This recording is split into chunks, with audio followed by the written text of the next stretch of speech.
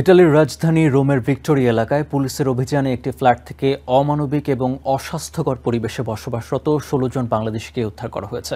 Police জানায়, এলাকার বাসিন্দারা দুর্গন্ধ এবং সন্দেহজনক চলাফেরার অভিযোগ জানানোর পর রোম পুলিশ ওই ফ্ল্যাটে অভিযান চালায়।